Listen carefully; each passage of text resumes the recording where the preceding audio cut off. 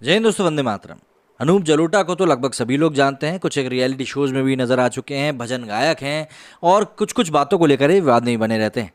हाल ही में इन्होंने मोदी योगी को लेकर एक बयान दिया है। साथ ही साथ इन्होंने ये भी कहा है कि भाई अजान में आखिर चीखने की क्या ज़रूरत है।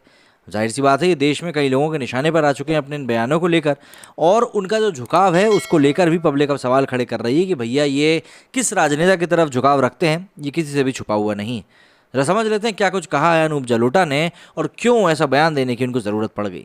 भजन सम्राट अनूप जलोटा ने प्रधानमंत्री नरेंद्र मोदी और उत्तर प्रदेश के मुख्यमंत्री योगी आदित्यनाथ को राम लक्ष्मण की जोड़ी बताया है।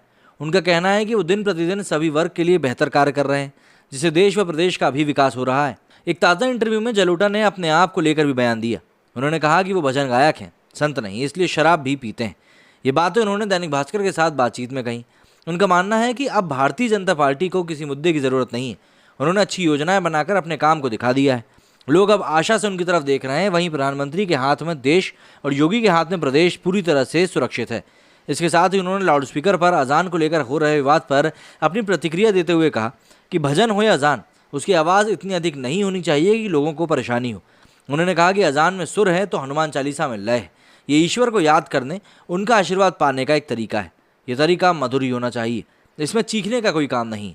इसके अलावा जलोटा ने द कश्मीर फाइल्स को लेकर विवाद को सरकार से जोड़ने को गलत बताया। उन्होंने कहा कि सच्चाई दिखाने का आइडिया प्रोड्यूसर डायरेक्टर का था, ना कि सरकार का। वहीं मध्य प्रदेश में हुए सांप्रदायिक विवाद कर उनका कहना था कि इसके पीछे कोई ग्रुप है जो कि उसे उकसा रहा है।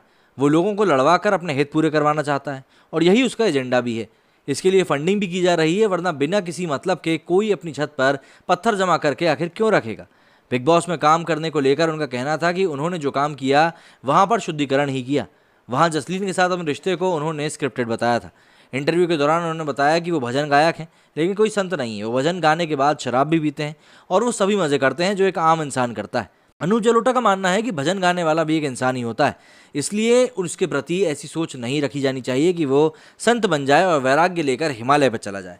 दरअसल अनूप जलोटा अक्सर ही अपने बयानों को लेकर काफ़ी विवादों में रहते हैं, और क्योंकि उनका नाम भजन गायकी से जुड़ा हुआ है, इसलिए लोग ये मानते हैं कि वो काफ़ी साफ छवि वाले इंसान हैं और अपनी पर्सनल ज़िंदगी में भी कुछ गलत काम नहीं करते। गलत काम से मतलब वैसे काम जो कि एक समाज के लिए सही नहीं माने जाते।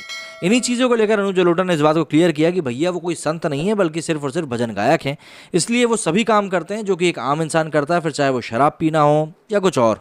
तो ऐसे में अनूप जलोटा ने भी अजान को लेकर कह दिया है कि भैया कोई चिल्ला चोट करने की ज़रूरत नहीं है, बल्कि ईश्वर की प्रार्थना तो शांति से हो, वही सबसे अच्छी चीज़ होती है। आपका इस बारे पर क्या कहना है, मुझे कमेंट करके ज़रूर बताएं। मेरे स्टूडियो फिलहाल इतना ही। जय हिंद, जय भारत।